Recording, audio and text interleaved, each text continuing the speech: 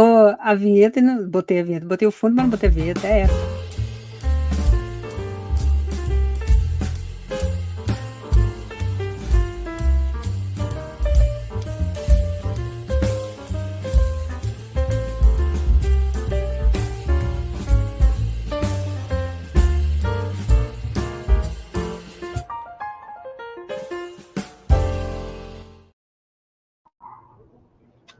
Olá, boa tarde, salve, Miguel. Salve, tudo bem? Meninos, um beijo especial para a Márcia, né? Beijo especial para a Márcia, beijo especial para a Daiane.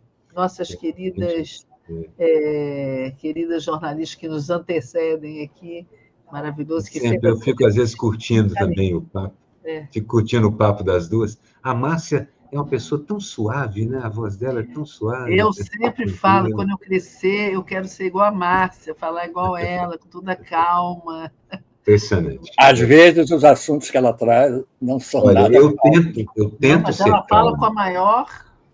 Eu tento ser calmo, mas é impressionante. A Márcia é não só calma, como ela é paciente.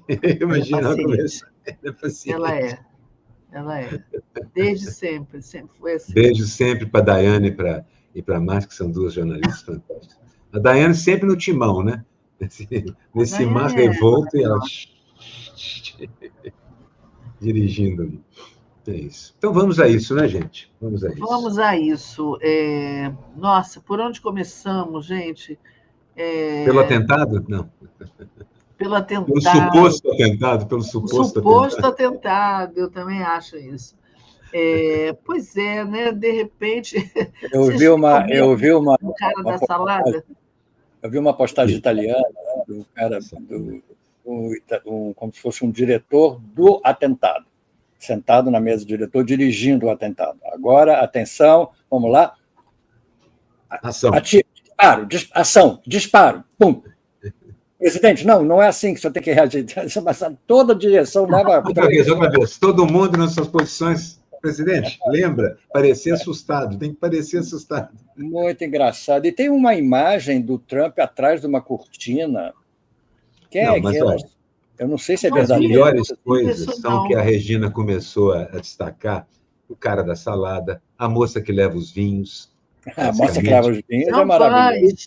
Champanhe. O Kennedy sendo levado e a mulher do Kennedy correndo atrás e deixada para trás, igual um pacote. Foi deixada para trás. Eu também reparei isso. Ele foi lá, os caras... Aquele cara que parece um vampiro, andando escondido atrás da mulher grávida dele.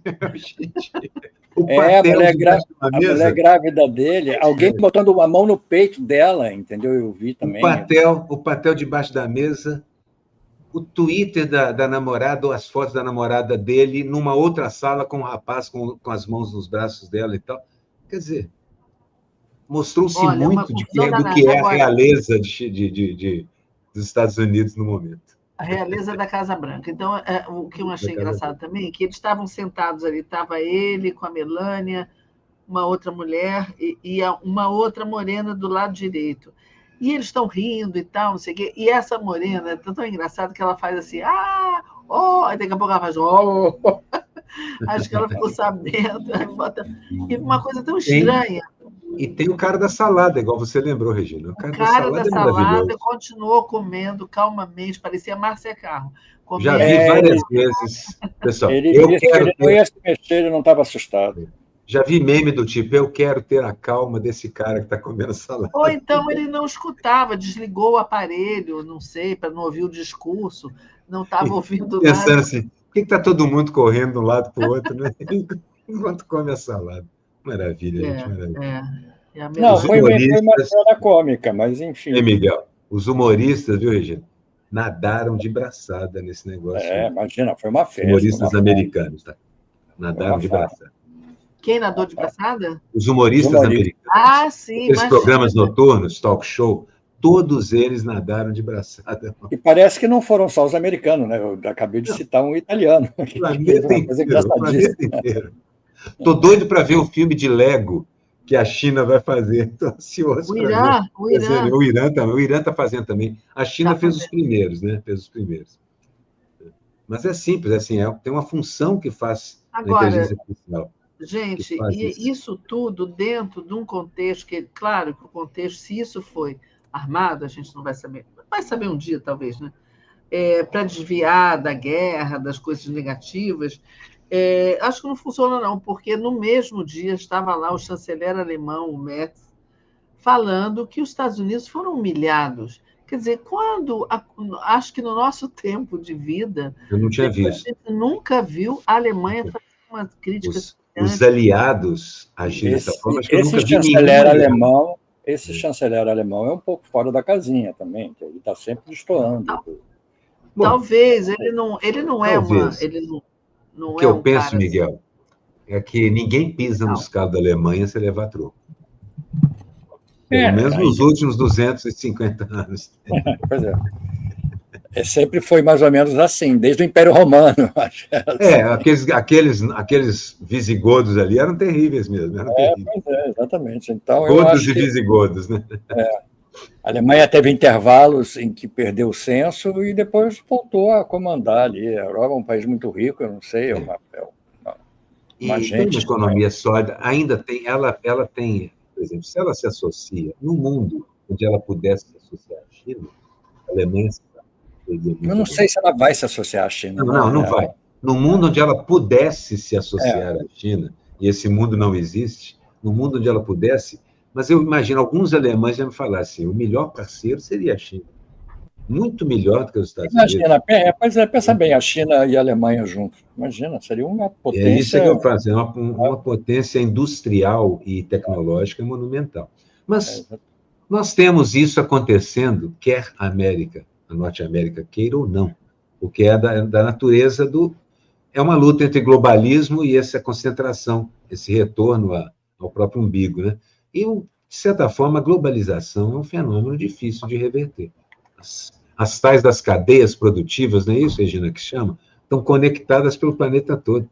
Não tem, né, Miguel? Não tem como... Eles querem reverter, né? A direita quer reverter, a direita não gosta muito dessa ideia, entendeu? Não gosta. Como não gosta de imprensa, você viu a Márcia falando sobre o fechamento da sala de imprensa. E o que o Trump diz todo dia sobre as fake news? ABC, NBC, sei lá. E a mesma coisa o Bolsonaro aqui, Globo Lixo, Escambau. Eles estão falando da imprensa tradicional. E o Trump vive ofendendo as mulheres repórteres, jornalistas americanos, ofendendo de uma maneira vil, de uma maneira baixa, entendeu? Mas você viu a volta que a outra deu nele, né? Vocês viram a volta, né? Maravilhosa.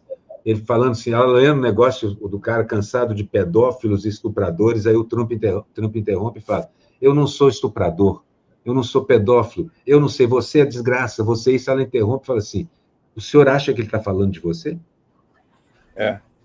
Nossa, isso...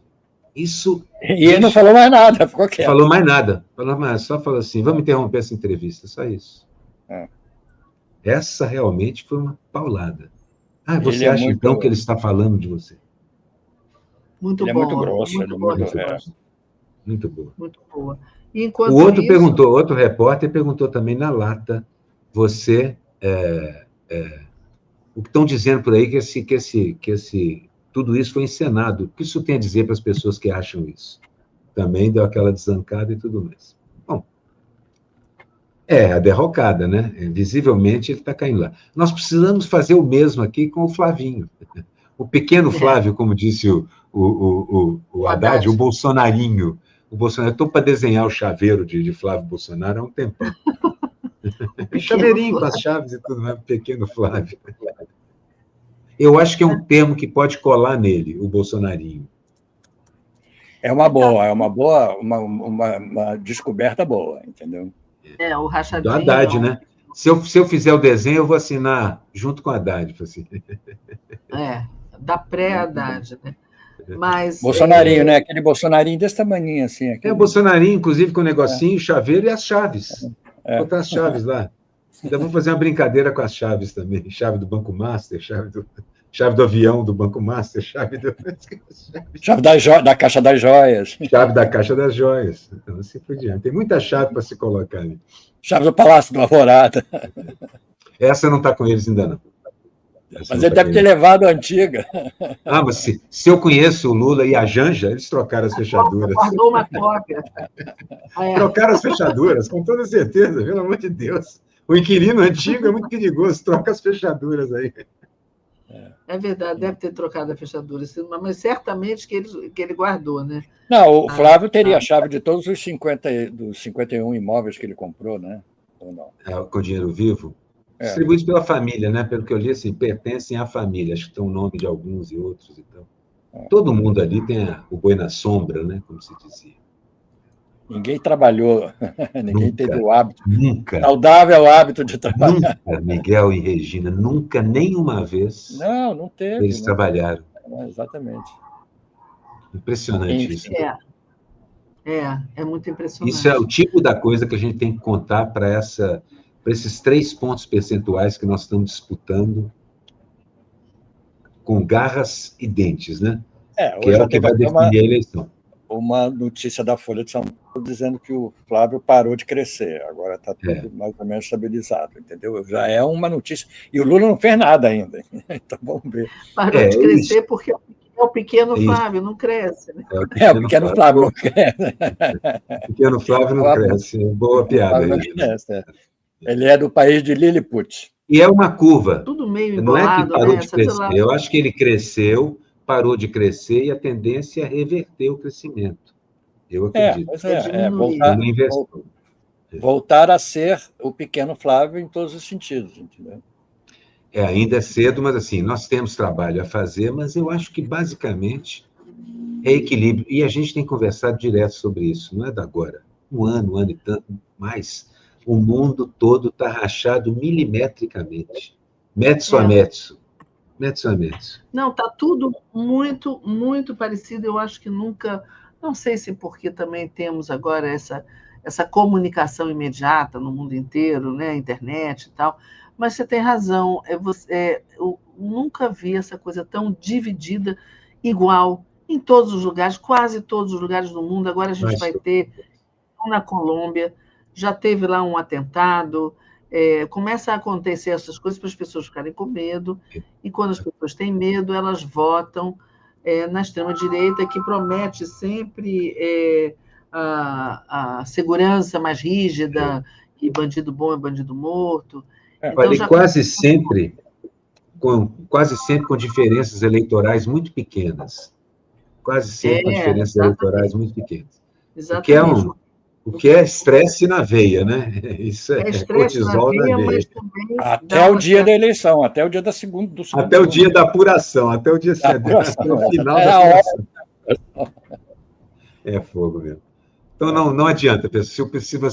Se vocês estão querendo, assim, calma, daqui até o final das apurações, não teremos calma. Mas teremos tempos interessantes. Eu queria um pouco de maré mansa, tudo bem, mas eu não posso ter. Poxa, não vai ter maré mansa, vai ter muito trabalho, e trabalho não só aqui, que a gente trabalha bastante aqui também, vocês sabem, mas trabalho nosso pessoal com as pessoas, com os vizinhos, com as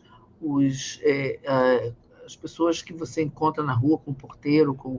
trabalho de convencimento, né? Trabalho, eu acho que é importante a gente perceber que, na verdade, quase todo mundo já sabe o que vai fazer e em quem vai votar. Eu acho difícil alterar o voto. As pesquisas mostram isso. Mostram que o bolsonarismo é até mais resiliente, mais resistente a mudar de voto do que a gente.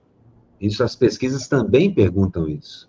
Mas, assim mesmo, eu acho o seguinte... Eu acho que tem do nosso lado também já está deixado. Mas tem um campo pequenino, não é grande, é pequenino, e a gente vai disputar voto a voto aí. Eu acho importante a gente saber identificar, na hora que você estiver conversando com as pessoas, quem vai dar só um bate-boca, até tenso muitas vezes, e com quem você tem uma conversa. Eu acho que o primeiro turno vai fragmentar muito, entendeu? Sobretudo a direita. E vai ser... Mas o perigo é esse segundo turno. O perigo é o segundo turno, claro. Eles da direita vai votar unida. Mas eu vejo, por exemplo, outro dia um casal, pais de uma pessoa conhecida, eu não conhecia eles, dizendo isso. Nós não somos Bolsonaro, mas a gente vota em qualquer um para tirar esse que está aí. Quer dizer, essa raiva do Lula, esse ressentimento... preconceito um pouco, né? Não, seja preconceito, seja o que for, seja também fake news, as pessoas ficam acreditando em tudo que elas vão ouvindo e aí acham que é uma pessoa terrível, horrível, e que o Brasil está afundando. Quer dizer, não tem menor informação e não adianta você trazer. Agora, essa pessoa que não é, que diz que não é, no fundo ela é de direita, vota no Bolsonaro, mas pode ser ainda Que não seja. convencida. Tem chance. Convencida, olha, vota porque o outro é tão pior, então vota nesse aqui no Lula. Faz o sacrifício, porque senão... É engraçado eles acharem que tem que tirar esse que está aí e não acharem ruim a possibilidade de votar no Bolsonaro. Não, é engraçado mas isso. Veja só, o Lula tem uma rejeição, e eu acho que ela é construída, não na realidade, ela é construída nisso, no púlpito do neopentecostalismo, nos grupos de zap, no anticomunismo, que se transformou em antipetismo durante essas décadas, historicamente no Brasil, desde que aquele monte de italiano e espanhol veio para cá para fazer as estátuas de mármore, aquelas fachadas neoclássicas, e trouxeram junto o comunismo e o anarquismo. De lá para cá, o que era medo de abolicionista virou medo de comunista e assim por diante. Chegamos aonde chegamos, medo de petista e tal. Então, essa é uma realidade que nós temos que enfrentar. Eu acho que a nossa tarefa principal é abaixar a rejeição ao Lula. Simplesmente isso. Se a gente abaixa a rejeição ao Lula, acho que as pessoas começam a enxergar a qualidade do governo. Eu vi uma das coisas da pesquisa que mais me impressionou foi o fato das pessoas acharem que a economia vai muito mal, mas quando perguntadas sobre a sua situação financeira, elas dizem, não, estou bem, para mim está tudo ok. Como ela pode achar a economia mal se para ela está tudo ok? Ela Porque acredita ela naquilo que o mercado diz, mas não passa pela realidade. A realidade dela é que ela não está mal. Ela está pagando as contas. Não, mas o contrário também funciona. Como é que você pode dizer que está tudo bem se eu estou tão mal? Então, esse contrário... Mas não é mais tanto esse... Você recebe aquelas informações do desemprego que está baixo, do crescimento, enfim, todas as informações. Mas quem está tão mal? A pessoa não acredita. Não sei. Muita gente está mal. Quem está tão mal, que seria, teoricamente, ou pelo menos eu acho que seria, os andares de baixo. É Sim. onde Lula tem mais prestígio. É exatamente onde o Lula tem mais prestígio. É onde ele supera e vence. Nas camadas mais pobres da população. Para quem realmente a vida está ruim. O que me surpreende é isso, essa parcela enorme de pessoas, basicamente classe média ou quase isso, e classe média para alta, essa parcela enorme de pessoas que acham que a economia vai muito mal, o que não é verdade, os indicadores econômicos, até pelos padrões dos caras, são bons. Não vai mal nem para o mercado financeiro. E quando perguntado sobre a própria situação, responde, não, para mim está bem. Está funcionando, estou equilibrado. A econômica não é em quem ela vai votar, aí eu acho que muda um pouco. Entendeu? Aí é onde a gente pode entrar. Tentar mostrar, primeiro, que a sua situação econômica individual está relativamente estável, porque a economia vai bem. E, por outro lado, também, a ideia de que o Lula a rejeição a Lula precisa diminuir, e a gente precisa falar com as pessoas sobre isso, mostrar. Governa-se bem. O cara não foi culpado, não tem. Até para fazer charge. Em vez de bater no Bolsonaro, bater no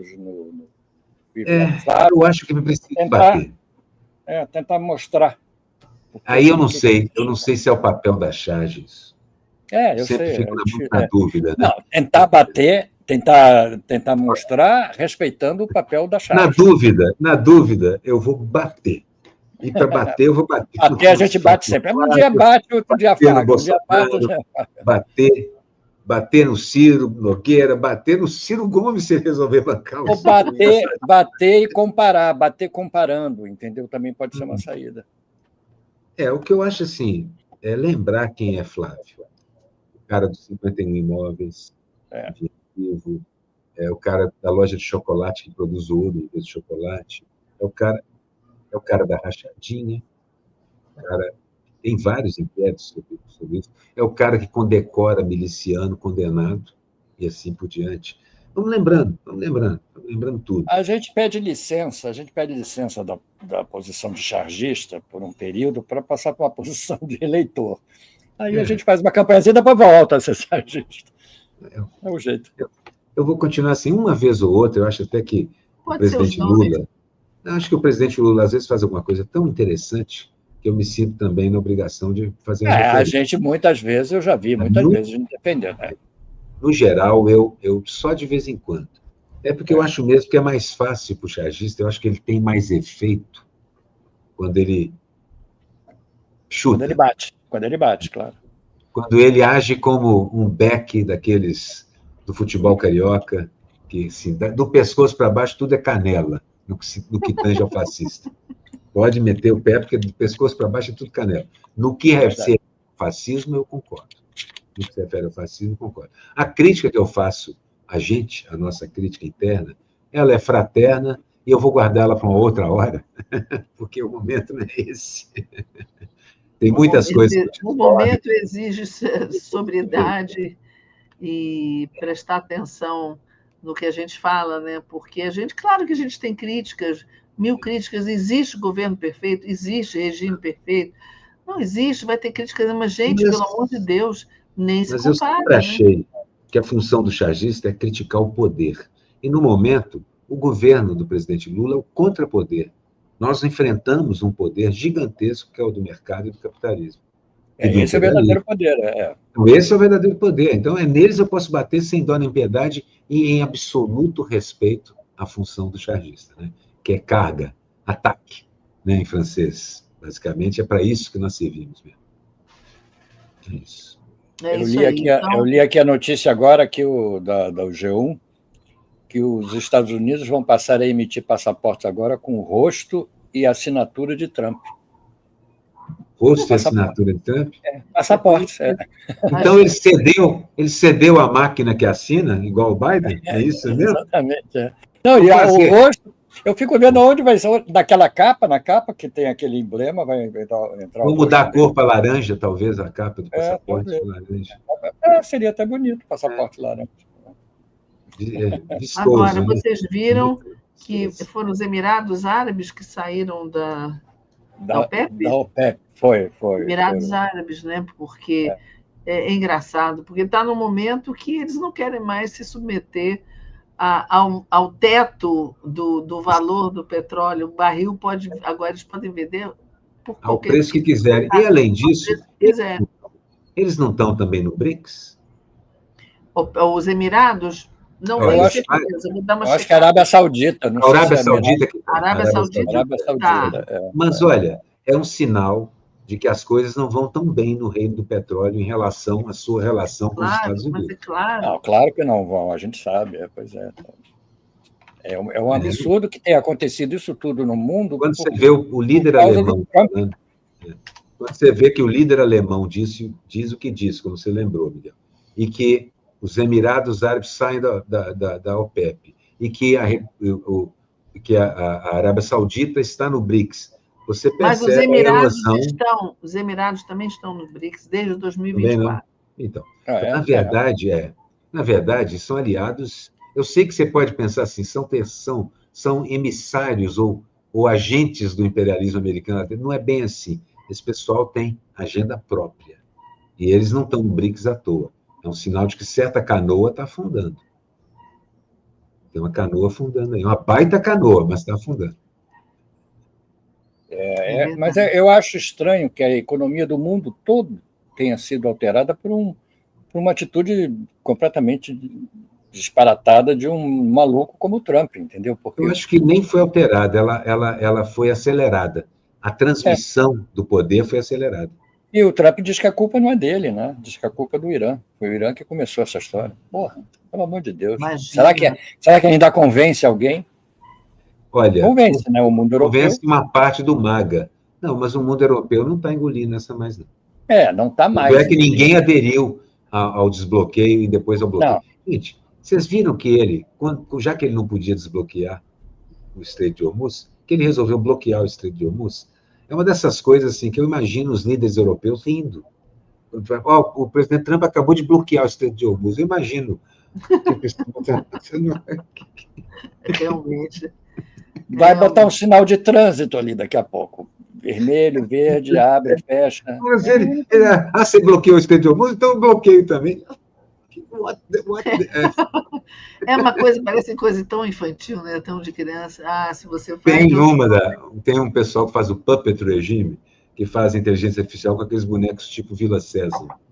É muito engraçado. São muito conservadores, mas é muito, muito engraçado. Puppet Regime. Porque, pô, gente, é uma piada, parece um esquete de humor montado numa dessas produtoras americanas de filme ou inglês. Parece um esquete de humor. Me lembra Monty Python, às vezes. Me lembra Monty Python. Em alguns momentos, parece Monty Python. Vocês viram ele sentado dando entrevista à moça? O volume nas calças dele? Uma fralda. E a moça que achou que era uma fralda, quando ela botou a mão por trás, tirou, porque viu que era uma fralda. E provavelmente dando entrevista, sentada na entrevista, e de perfil, a foto tem um ressalto na altura, logo abaixo do final do paletó aqui, onde ficaria a bunda. A bunda provavelmente está lá, mas mais rodeada de coisas do que a gente imaginava, talvez. Uma bunda daquelas não some assim tão fácil.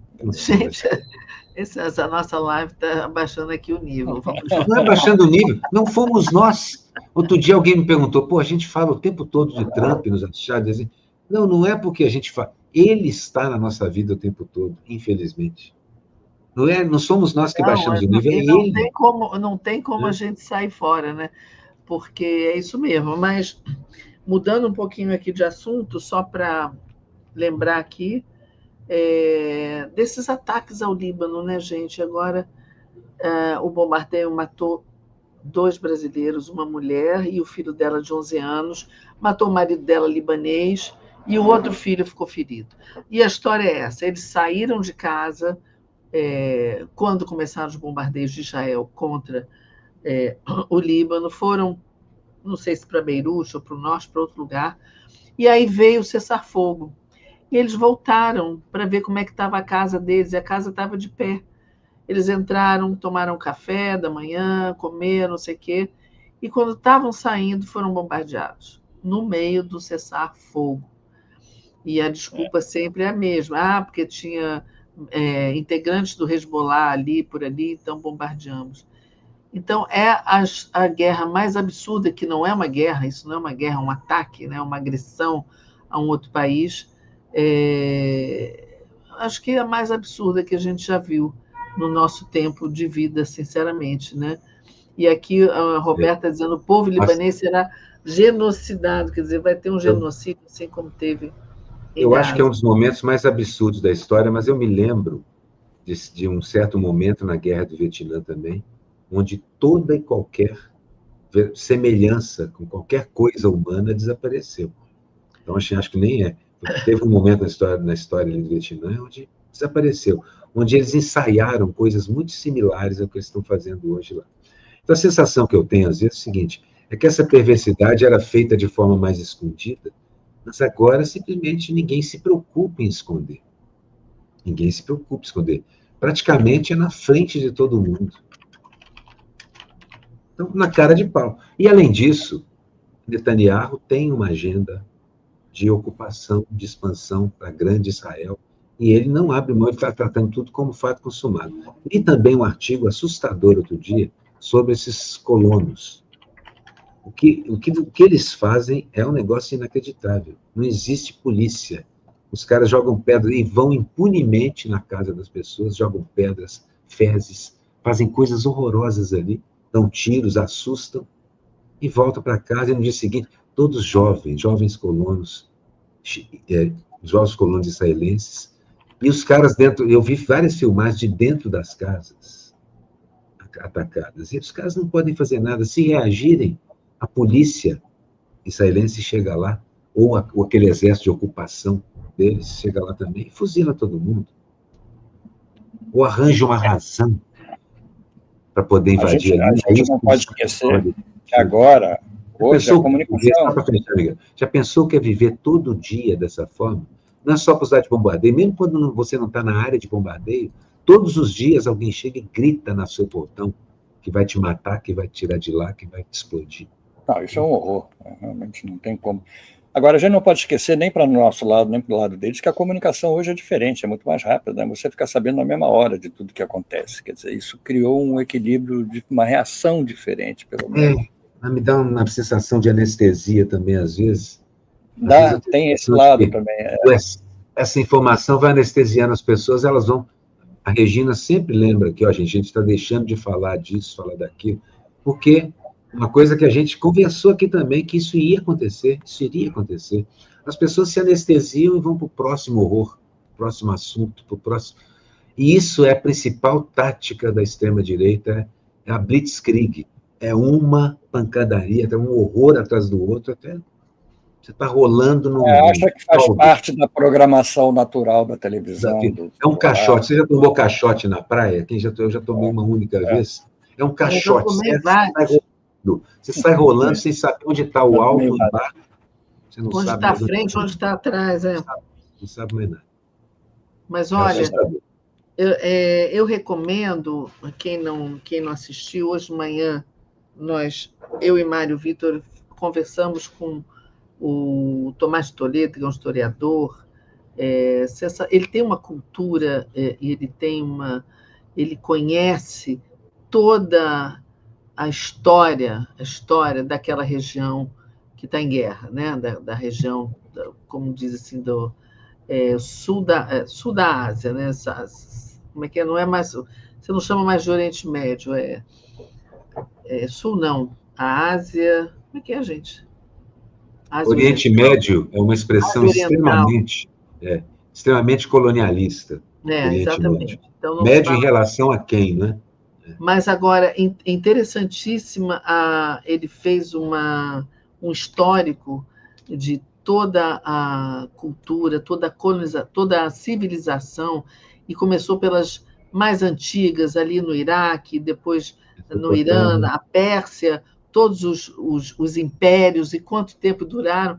Aí ele chega e diz assim, o Irã está retomando o seu papel no mundo, porque aí ele falou assim, por que quem são os Estados Unidos na fila do pão comparado com a cultura persa milenar de tantos anos, de toda aquela região?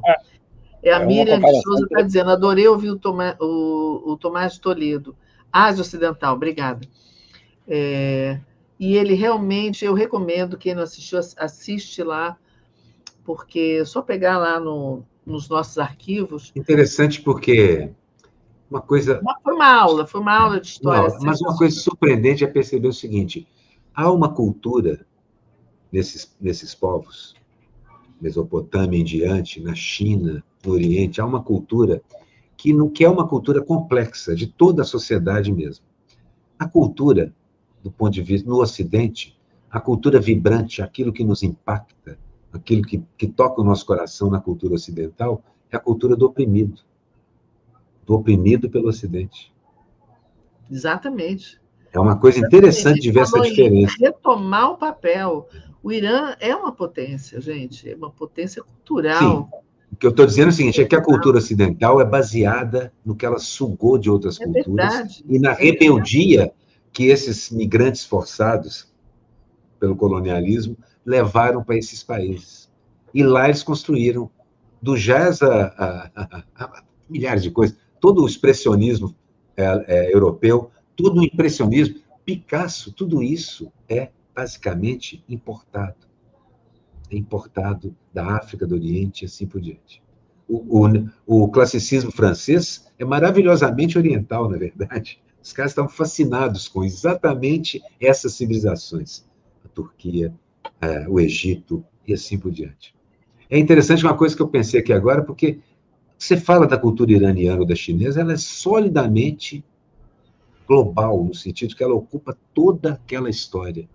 Oprimido, opressor, império, subjugado, subjugante, todos conseguiram colocar... E eu acho, sobretudo, Aroeira, que ela supera qualquer crítica que você possa fazer ao regime temporário que está... regime temporário do Irã, esse também acho que é temporário. Exatamente. Você não pode criticar a civilização iraniana por conta de um regime que é temporário. Para quem tem 4.000 anos de história... Pois é, exatamente. Isso mesmo, exatamente. Enfim, eu acho que não é o caso de entrar nesse tipo de discussão agora que o Irã está sendo violentado por um país. É porque eles falam muito em guerra cultural, guerra de civilizações. Civilizações, sim, mas de um lado só. O lado deles é muito pouco civilizador ou civilizante. E ele sempre fala que vai liberar o povo iraniano, quer dizer, que absurdo. Não, e a von der Leyen também, a presidente do Parlamento Europeu, falando isso. Não podemos aceitar enquanto eles não se modificarem as coisas no regime. Agora, como assim? Que Estado, baseado no quê? Para seguir o quê? Para trocar pelo quê? Não, exatamente, e é isso que você falou, é um governo temporário que vai mudar em algum momento, para lá ou para cá, mas é problema deles. E aí ele enumerou as civilizações mais antigas, e a China é apenas a quinta, né? Porque tem aquela região ali do Iraque que a Mesopotâmia toda, toda a Mesopotâmia, a região do Iraque, depois tem da humanidade, os persas, né? Império Otomano, e aí vem depois a China. E quando a gente fala em cultura antiga, a gente pensa na China. Mas o otomano é mais recente, mas o Egito, a Pérsia, são países, são culturas, mais do que países, são culturas muito, muito, muito antigas. Mesopotâmia é o berço da civilização. Dali para o Egito. Então, tudo veio de lá. Como o pessoal diz, a Europa estava vestindo peles quando o pessoal estava construindo zigurates, construindo pirâmides, calculando eclipse e assim por diante. Inventando a álgebra. Inventando a álgebra foi mais tarde, mas assim mesmo, calculando. A primeira matemática foi feita calculando eclipse, medindo terrenos como no Egito, medindo terrenos que encharcavam, que não encharcavam, que eram enriquecidos pela cheia do Nilo ou não. Quer dizer, isso a Europa toda andando de peles, com tacape e com porretes, caçando animais ou comendo carcaças. Era isso. A civilização estava correndo solta. A álgebra veio do Irã, isso mesmo, Luiz. Mas, e o que ele estava contando... Álgebra é árabe, né, na verdade. É isso aí que a Ângela está dizendo. O Irã é fruto de uma civilização colossal e milenar. Daí o nível cultural riquíssimo deles. O Tomás falando da arqueologia bíblica foi de uma riqueza ímpar. Realmente foi muito rica essa entrevista. Vale a pena, vou mandar para vocês o link. E os árabes... Entra ainda hoje ali na agenda do 247, que dá para pegar por ali o link. Não, peraí, deixa eu só terminar isso. A gente começou a falar sobre isso porque ele começou a falar sobre o reino de Israel. E quanto que e as narrativas, como as do Antigo Testamento da Bíblia, são narrativas. São narrativas. Aí ele contou assim, só a história de Moisés, tem duas histórias parecidas, com dois reis diferentes, né? E foi contando isso. E aí depois contou também como que o Estado Islâmico, financiado, a gente sabe por quem, né? Pelo Ocidente, pelos Estados Unidos, como que eles destruíram tantas coisas importantes, bombardearam e venderam. Como é um grupo mercenário, eles venderam tesouros preciosíssimos que hoje devem estar nos museus. Os que eles venderam, benza a Deus, porque foram salvos. Eles não, tomara. Mas muita coisa... Aí ele contou, coisa foi eu não sabia, de um arqueólogo, não sei se iraquiano, não, da Síria, deve ter sido da Síria, que escondeu muitas coisas, muitos tesouros pequenos e grandes, e escondeu, e foi morto, assassinado aos 83 anos por isso.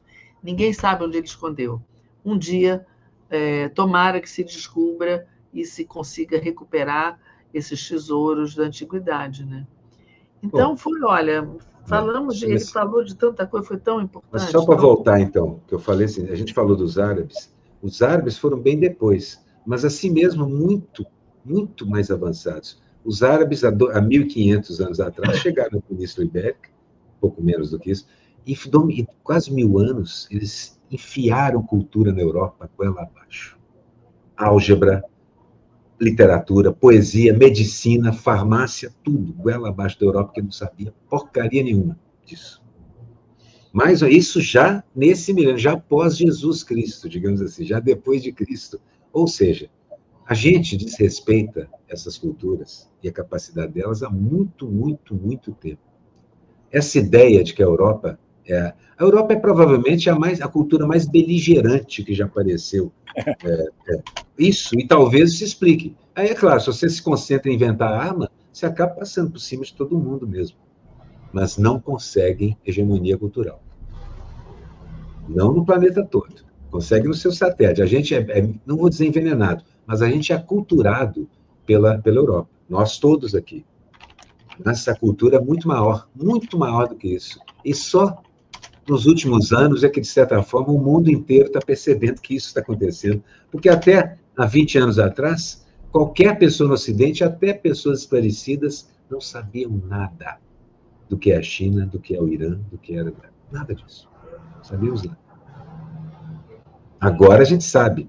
A gente sabe porque a própria guerra ideológica fez com que esses caras começassem a produzir exposições da própria cultura para o resto do mundo e o queixo cai quando você vê o que eles são capazes de fazer, inclusive com as armas do adversário. Olha os desenhos animados usando inteligência artificial que a China e o Irã estão fazendo em relação a essa guerra. Estão engraçadíssimos, estão mortais, estão poderosos. Guerra da comunicação é importante. E a América está perdendo essa também. A Europa está perdendo essa também. Então, já são 17h12, talvez seja a hora de começar a passar. Vamos mostrar as charges? Eu estou procurando aqui, não sei onde é que elas estão perdidas. Enquanto isso, olha, deixa eu ler aqui que a Malena Carr pediu. Regina, permita divulgar o seminário Crises e Guerra do GGN em São Paulo, com Luiz Nassif e Pedro Costa Júnior, no dia 16 de maio, presencial com ingresso à venda. Então, está aí aqui a dica da Malena. É isso aí, gente. Eu vou abrir de novo aqui, porque realmente sumiu aqui do meu desktop, mas eu abro de novo aqui, só um minuto. Continuem falando que enquanto isso eu estou procurando. Olha, a Ângela, que assistiu provavelmente a essa conversa de hoje de manhã, ela disse assim, que ela está falando do Tomás de Toledo, né, o historiador, desconstruiu muitas histórias tidas como verdades. É a história monumental que ainda se ensina nas escolas do Brasil. Fora que as escolas do Brasil ainda ensinam a história brasileira completamente equivocada, né? A gente... Começando pelo descobrimento do Brasil, né? Como se o Brasil tivesse sido descoberto. Bom, eu tenho até uma charge sobre isso. Se a gente conseguir encontrá-las, eu tenho até uma charge sobre isso.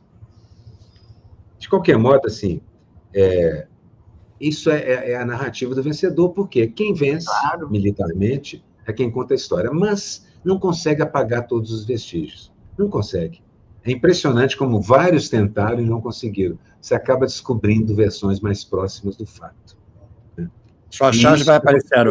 Achei aqui a charge. E isso, gente, é uma das poucas coisas que certamente a gente pode dizer que são positivas no caso das redes sociais, da multiplicidade de telefones na mão de todo mundo, da quantidade de câmeras, é que a gente consegue cavar mais verdade, ao mesmo tempo consegue espalhar mais mentira do que nunca, consegue também cavar mais fundo na verdade do que nunca. Contradição tremenda nesses tempos.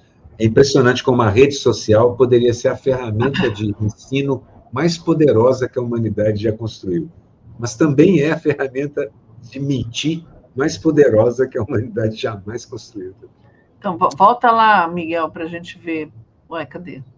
Não, eu perdi aqui, peraí. Clica lá em cima. Não, peraí, que agora deu um tilt aqui total. Peraí, eu não sei o que houve.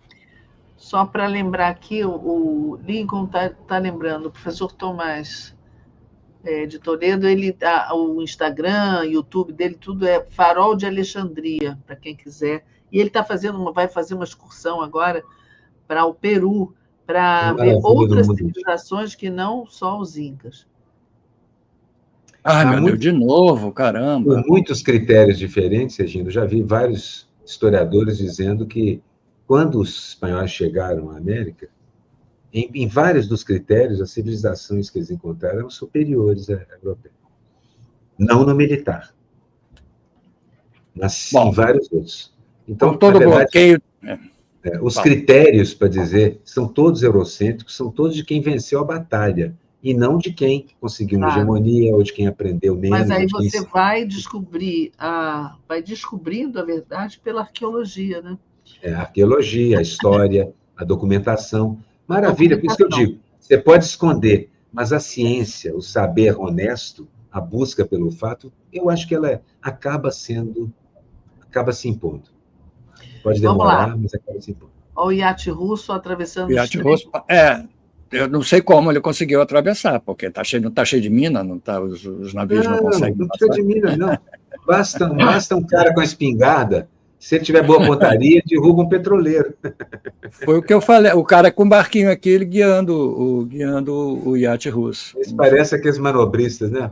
Vem, exatamente. Vem por aqui. Vai, quando bater o aviso. Isso foi minha homenagem ao Estadão. Eu achei que aquele editorial do Estadão era uma espécie de versão tão calhorda quanto, talvez mais calhorda, do Uma Escolha Difícil. O editorial onde eles nem dizem que a escolha é difícil, eles só viram e falam assim, Flávio, meninos, estou tentando ajudar vocês, me ajudem a ajudá-los. Por favor, mais controle fiscal, mais isso, mais mercado nesse plano e projeto de vocês. Menos população, menos projeto social. Esse é o editorial do Estadão. E eu lembrei do logotipo do Estadão, que é o cara chamando o gado, com aquele berrante na boca, né? O cara chamando o gado. Aí eu acabei fazendo o gado, em pessoa, um editorial de um burrico. Por falar em gado. Falar em gado, está aqui. Hoje está conectado. O Zampoli, vai ter a tua charge das naus portuguesas. Exatamente, esse aqui merece. Não se falou mais nele, né? Sumiu. O Zampoli é uma besta, cadê? O fuzilamento? Pois é, mas a gente não falou sobre isso, né? Sobre. Ele autorizou. Está no Congresso ainda ou já foi aprovado? Não, ele vai. Foi um decreto. Estão querendo voltar com o pelotão de fuzilamento lá nos Estados Unidos. Caso de pena de morte. Foi um dia antes. Os decretos têm que passar pelo Congresso, pela Corte Suprema, claro. Mas você sabe que ele não passou nenhum. Ele levou uma contra a Venezuela, está levando uma guerra inteira contra o Irã sem passar pelo Congresso. Eu sei. Não sei como. Está enrolando. Enrolando. É porque não tem STF lá. Se tivesse STF, já estava com as mãozinhas amarradas. A Suprema Corte Americana é muito, muito, muito subserviente. Já me explicaram. Um jurista desses aí explicou por quê, que tem uma motivação histórica e tal. Vocês viram ele dormindo, né? Enquanto todo mundo viu ele dormindo. Todo mundo viu. Várias vezes, ultimamente. Registro, só para lembrar. Vocês sabiam também que o dia 25 de abril foi o dia da libertação, sobretudo em Gênova, dos italianos na época da guerra, 26 de abril de 1945. Eles se libertaram. 26 totalmente. ou 25? 25 de abril, a mesma data. Foi quando foi cantado pela primeira vez a música Bella Ciao, essa coisa toda, entendeu? Foi em Gênova nessa mesma data. Então, 25 de abril é uma data histórica. Precisamos fazer alguma coisa aqui no Brasil. No dia 25. Ano que vem, está marcado. Isso aí é ele depois do atentado. Foi uma das partes mais exploradas pelos humoristas, que, como o pessoal disse, havia milhares de celulares ali naquele lugar, tudo filmando. Então, tem vários ângulos diferentes do pessoal se borrando de medo. Por isso que eu digo, a história mudou muito porque a comunicação mudou, né? Hoje em dia você não tem como dizer que foi assim se foi assado. O diretor do FBI, debaixo de uma mesa, com o ar apavorado de quem não sabe o que está acontecendo, não tem preço. Não tem mulher preço. saindo com 2 garrafas de vinho, uma em cada mão. Uma não, de champanhe. Falaram que era garrafa de champanhe. A mulher saiu, levou aquilo. Agora, aproveitar a confusão, né? Por outro lado, o cara da salada é um exemplo de como se comportar durante o atentado. Continue comendo sua salada, a etiqueta manda que você continue comendo sua salada. Fique calmo. Fique calmo, coma sua salada. Muito bom. Também uma brincadeira sobre o Lula, que ele operou lesão. aí falaram que ele vai ter que usar o chapéu por algum tempo. Pô, mas ele fica tão bem de chapéu, é quase a oportunidade de ser mais charmoso. Eu não vejo problema nenhum também em usar chapéu. O fuzilamento. De novo, fuzilamento. Ele dizendo que mas não era contra ele, né? Mas eu não sei se nem o tiro passou perto, né? O tiro não passou nem perto. Né? O suposto, porque parece que tem metade da população americana acha que foi encenado isso aí. Inclusive, eu vi vários memes de Van Gogh dizendo assim, eu também queria saber uma maneira de fazer crescer cartilagem de novo. Não aconteceu nada com a orelha dele, continua lá. Não é possível. Surda, gente da medicina falando, não tem. Cartilagem não é surda, mas eles também, olha, se isso for tudo armação, eles também não se importam em sacrificar as pessoas, porque nesse primeiro atentado aí do chapéu, da orelha, o cara atrás dele morreu, uma pessoa atrás dele morreu, ou foi atingida, ou foi atingida, acho que não morreu. Morreu foi o atirador. Não, morreu uma pessoa, sim, morreu uma pessoa. Hoje, nesse atentado? Não, lá atrás. Morreu uma pessoa, exatamente. Na orelha dele. Morreu uma pessoa, foi atingida por um dos tiros, estava na plateia. Isso aqui, o físico e matemática está falando. Mas a bala da orelha não matou uma pessoa? Matou. Uma pessoa que estava atrás. Morreu, sim. Esse é outro assunto que estava hoje, assim, que a polícia adiou a entrega do relatório porque conseguiu entrar em mais celulares do Volcão. Mas quantos celulares ele devia ter? Não faço ideia, mas é um negócio sem fim. Acho que eram 6 ou 7, né? Valia um poema concreto. Ok, vou contar tudo. O que ele não contar, eu conto. O que ele esquecer, eu lembro. E o que eles esconderem, eu entrego. Espero que sim. Vamos lá, pessoal. Parece mais uma música do Chico. Parece mais uma música do Chico do que um poema concreto. Não, mas o Chico sempre foi meio concretista, você sabe. Né? Até, inclusive, ele fez várias que são poemas concretos mesmo. Enfim, o plano é derrubar mesmo, como a gente está cansado de saber, mas a gente precisa continuar dizendo, né? Porque... Bom, quando falam para mim, isso é notícia velha. Pô, Flávio Rachadinho, isso é notícia velha. Eu falei, não, isso é notícia sempre atual. Lembrar isso. Quando Flávio e imóveis comprados com dinheiro vivo, isso é notícia velha. Não. Isso é uma notícia atual, porque ainda não virou uma queixa-crime, uma investigação, e não terminou em julgamento. Então, é atual. É notícia sempre. Não prescreveu.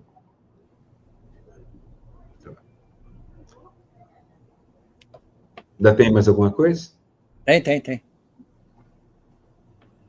Essa aqui dentro de mim mora um anjo, mora um moderado, mora um anjo, né? Dizia a música, né? Exato. Referência a isso. O oco do Rachadinho. Muito bom. Essa eu acho que foi ontem que eu publiquei. Vocês lembram daquela poesia, né? Popular, ema, cada qual com seus problemas. Não chega a ser poesia, mas é uma rima popular. Uma rima popular. Cada Gilmar com seus problemas. Eu vi gente criticando o Gilmar, gente que eu digo, eu estou sendo generoso, foi o Temer que criticou o Gilmar por reagir ao Zema.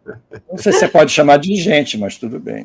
Foi o que eu disse aqui, né? Eu não sei, estou sendo generoso. Gente andou dizendo que... Aí essa eu acho necessário. No dia de São Jorge, eu gosto dessas efemérides todas. No dia de São Jorge, eu achei necessário dar a cada um a oportunidade de escolher o seu trabalho, de fazer o seu trabalho de São Jorge, de varrer a lua dos dragões, digamos assim. Pobres dragões. Essa foi a que eu fiz hoje, exatamente. O Coisa foi lá pedir uma dica para o Alcolumbre, né? O Messias. Sabatina, o que é? Só marcar com X a resposta certa. Na verdade, assim, é o que todo mundo está perguntando, e o Alcolumbre é uma pessoa com informação privilegiada, é isso. Vou passar ou não vou? Basicamente, é o que se pergunta ao Alcolumbre, é o que o Lula também tem conversado, vai passar ou não vai? Eu acho que o indicativo de que vai passar é o fato de ele ter enviado e do Alcolumbre ter colocado na pauta no momento eu também acho que ele vai aproximação dos dois. Né? Ele vai passar, também não acho, não tem dúvida, não. Aqui está só a charge das caravelas. Eu acho que essa charge é um pequeno resumo da história do Brasil, de certa forma. Desculpa, modestamente, assim, um pequeno trecho do resumo. ou um rabisco em relação ao que é a história brasileira? Quais são os planos de Portugal em relação ao Brasil? Vamos começar com o genocídio indígena, depois vamos escravizar 5 milhões de africanos, e daí a gente segue e vê o que dá. E a gente está vendo o que deu. Nós estamos vivendo no que deu. Eu me lembro sempre do Nilson, cartunista de Minas, que fez 2 histórias em quadrinho maravilhosas, em tiras, que ele publicava. A Caravela e Pindorama. Era a história do Brasil antes dos portugueses e a história do achamento, e elas se encontram no final, essas 2 histórias. Trabalho e tanto. Eu recomendo quem quiser ir procurar. Isso é Nilson Avelino, que é um cartunista de Minas, maravilhoso desenhista, e ele tem essas 2 histórias, Pindorama e A Caravela. E aqui ainda tem essa? Tem, é o Trato com o Zema. O Zema gosta tanto, então toma uma aqui, vai com casca. Toma com casca. O Zema vai ser para sempre lembrado como um imbecil que comeu uma banana com casca. Mas é verdade. É verdade. Sempre. Inacreditável. Ele não vai se livrar dessa nunca. Nunca. Nunca. Em toda a história dos primatas, alguém comeu Quem nunca comeu? banana com casca. O Zema comeu. E, como de hábito, daqui a pouquinho eu estou saindo correndo, vai tocar lá com o Igor Essa, meu parceiro de muitos anos, na Travessa dos Tamoios 32, que é o 10 da Botequim. A gente começa às 7 horas, daqui a pouquinho eu vou estar lá. Eu não fiz o card porque não deu tempo. Na sexta-feira eu vou tocar no Capitu também, que é na rua Cosme Velho, 174. Lá eu vou tocar com o Erlon, com o Marlon Moser, um violonista excepcional do Choro Novo, grande craque. E a Cláudia, que não está podendo tocar, porque machucou ontem, teve que fazer uma cirurgia, ela vai cantar. Então o trio vai tocar na sexta-feira, mas a Cláudia como cantora, crooner do trio. Vai ser bacana. Quem quiser ir ao Capitu, a Regina já foi, Miguel também, pode passar lá. Já fui mais de uma vez. E sempre tem uma exposição maravilhosa por lá. Já tivemos recentemente do Lula, do Loredano, coisa fina demais. Do Bebeto Nathanson, também um grande desenhista, e assim por diante. Tem sempre uma boa exposição. Então, está todo mundo convidado para os eventos da semana. É isso aí. Considerações finais, crianças? Não sei, tá. Estou sem palavras. Vamos dizer o seguinte. Deixa eu botar aqui, gente, aqui. É um mundo... Uai, não estou conseguindo. Lá foi. Ué. Agora, eu acho que está esquisito isso aqui hoje. O mundo está se desvelando diante dos nossos olhos, vamos dizer assim. Está se desvelando, a história sendo desconstruída. A gente tinha uma visão do mundo distorcida pra caramba e muito particular e em fragmentos. Era o que a mídia, a história podia nos oferecer, a história que se ensinava. Você tem razão, Regina. A história está sendo desconstruída e reconstruída, porque está sendo recontada de uma maneira, eu acho, mais próxima dos fatos reais. E nós estamos num período de transparência. Recontada, mas sendo reestruturada, porque Sim. Não é só recontada, estão acontecendo coisas que estão mudando as versões e também recolocando protagonistas e personagens em outros lugares. A gente está vendo isso diante dos nossos olhos, né? Como eu estava falando, assim, na verdade, assim, a ideia de que a história está sendo recontada, mas de uma versão muito mais próxima, eu acho, dos fatos. O que é uma coisa que a ciência e o saber fazem. A gente se aproxima sintoticamente dos fatos. É muito difícil, você não vai nunca conseguir saber exatamente o que aconteceu, mas você chega muito perto. E a outra coisa que é um sinal e uma característica dos tempos é a transparência. É praticamente impossível esconder qualquer coisa nos tempos que correm. Praticamente impossível. O tempo do celular. Vamos fazer bom uso disso. É possível fazer bom uso disso. Dessa reconstrução do que a gente sabe, essa é fácil. Mas também da transparência, gente, dá para se usar a nosso favor. Nós só precisamos entender um pouquinho mais do algoritmo e ter algum tipo de influência real na maneira como essas redes são construídas. Como sempre eu lembro, vamos fazer a nossa rede social também. Gente, um beijo para todos. Estamos em cima da nossa hora. Já passamos até da nossa hora. Não, ainda não, 17h30. 31. No meu aqui é 31. Já 31 agora. minutinho só. Mas olha, boa semana para todos. Beijo, Miguel. Beijo para todos e todas que acompanharam a gente aqui. Muito obrigada e até a próxima terça, tá bom? É isso aí. Tchau, pessoal. Tchau. Beijos, tchau, amigos.